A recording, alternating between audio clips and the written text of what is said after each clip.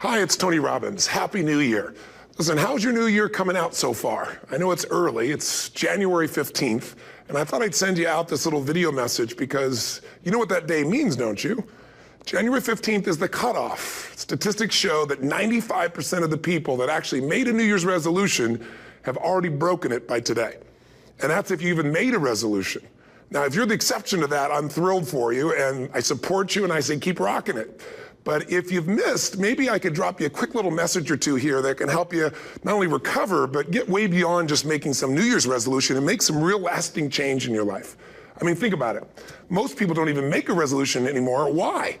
Because they've made them from years and years and years, and they know they're not going to follow through. So after a while, who wants to disappoint yourself? Who wants to be upset with yourself? Why even bother to set a new standard for this year? You know it's going to be the same as last year. If you're the kind of person watching this right now and you've actually opened this email and you haven't shut me off already, then obviously that's not you. So the question is, what is it that makes us even want to make a resolution? I mean, it's an interesting question. Why is it at the beginning of a year we have this tradition? But it goes beyond tradition. It's something inside of us that makes us want to make things better. And I think part of it is the calendar gives us this idea that we can have a fresh start, that we can start from fresh and have this great victory. And it's really, the calendar itself is quite arbitrary. It's wonderful to use it, but if you didn't use it effectively, let's use the calendar to serve you today. Let's just see, what does it really take to make this thing happen? Because there's no denying that inside of you, the only thing that's going to make you happy in the year ahead and the decades ahead is going to be having you have an experience where on a regular basis, you feel like your life is making progress. If there's one thing I teach, and I want to remind you of it, it's really simple. Getting things is not going to make you happy. That's good news in a tough economy. It's a good reminder. It doesn't matter what you get. Doesn't matter whether it be money or opportunity. All those things might excite you for the moment.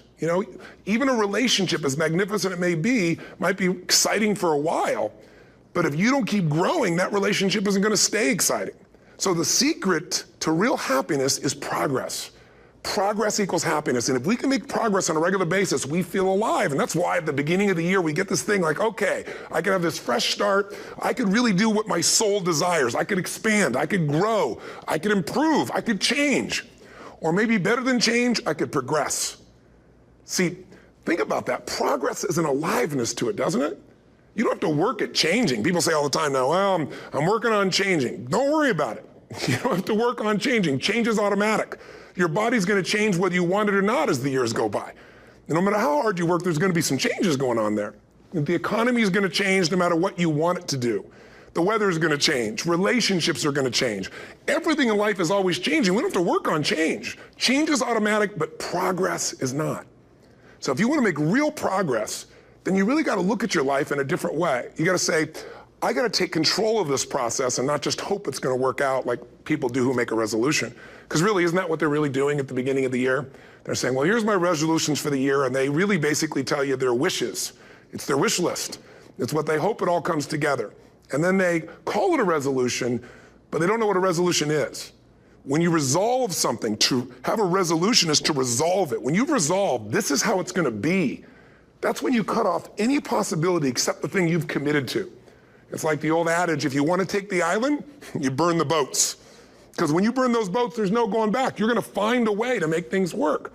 And most people, they're stating what they hope will come together, and if it doesn't happen, then they're disappointed, but they're not too disappointed because they're not too vested.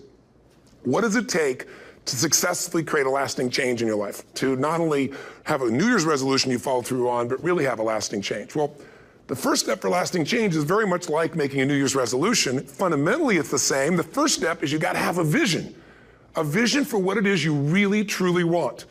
Not what you think you want or what you should have. I mean, what are most people's New Year's resolutions? I'm going to stop eating sugar. I'm going to stop smoking. I'm going to lose 10 pounds. The problem with that is it's not very inspiring for most people. It's not telling you what you're going to get. It's only what you're not going to do. And it's kind of hard to have you move forward with that. A vision is about what you're here to create. A vision that really works is one that excites you. If you say, well, my resolution, my goal, my outcome for this month, this week, this year is to lose X number of pounds, that's okay, but it's not very compelling. It has to be a compelling vision. It's got to have something that has the power to pull you, not something you have to push yourself to do.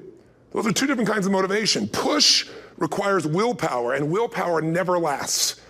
What will last is pull.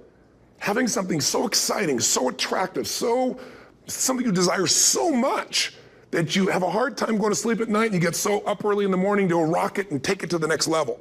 That's what you're looking to create. And that isn't easy to get.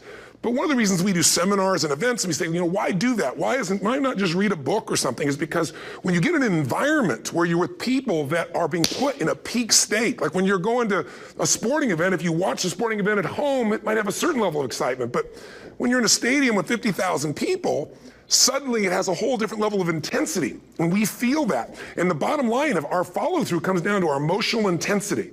In a different state of mind, you're going to come up with a much better and a more exciting vision than if you're sitting on the couch going, okay, what are my new resolutions for this year? And you're doing it the morning after the new year has started and you're a little inebriated and the football game's on in the background. Probably not going to have the power of focus there. Probably not going to have the power of the energy to create something that's going to pull you for this year. And you got to do that. So it's got to be a vision that's compelling. Something that it's going to be a gift to make sure that it happens. And also, along with that compelling vision, you got to have strong enough reasons that you're going to follow through when the going gets tough. That's one of the biggest things missing for most people. They say, this is what I want to do. It's not very exciting. It's not very compelling. But most importantly, they don't have strong enough reasons to push themselves through what's going to be necessary to get that dream, to get that goal when the inevitable challenges come up. When you're starving, hungry, and you're trying to go on a diet, right? When you got no time and you're stressed out and you haven't worked out still, and that's what you're supposed to do. When the economy gets tight and what you thought you're going to do doesn't work, and so you give up on the goal instead of finding another way to get there. You don't let the fear take you over if you've got strong enough reasons. Those reasons can be positive, or those reasons can also be negative. They can be, if I don't do this, this is what's going to cost me. And if I do this, this is what I'm going to gain in my life.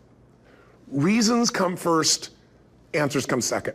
If you get a compelling vision and you got strong enough reasons that will push you through the tough times, you're going to do things other people don't do. Instead of collapsing, even if you get off target, you won't go, oh, I blew it. You'll get right back on target, make the change, make things happen. And I know you've done this in many areas of your life. Just think about it again. I'm not teaching you something really new here today.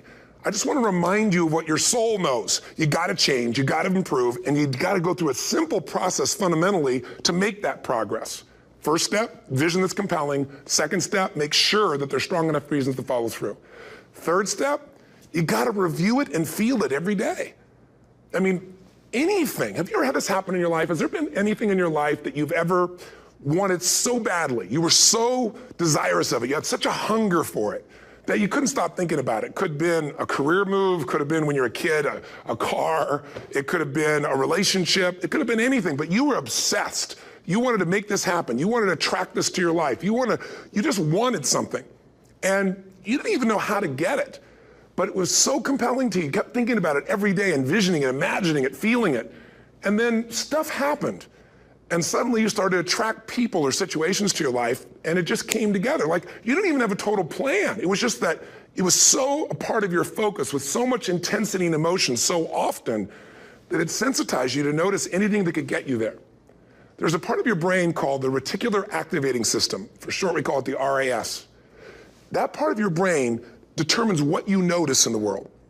And it's really important because when you set a goal, when you get really clear on a vision and there's strong enough reasons and you review it enough and it becomes a part of you, that part of your brain says, anything that relates to this, I need to notice.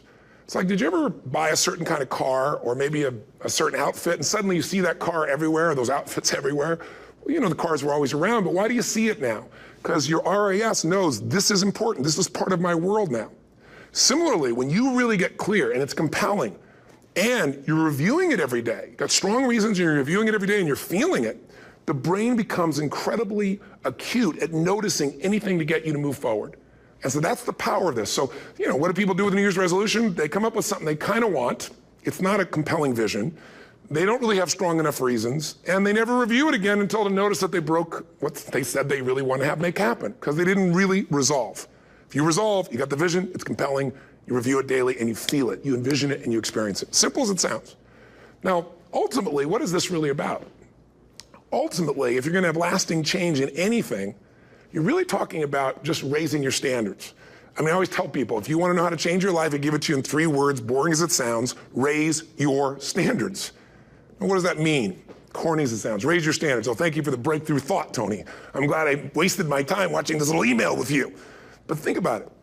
Lasting change is different than a goal. You don't always get your goals, but you always get your standards.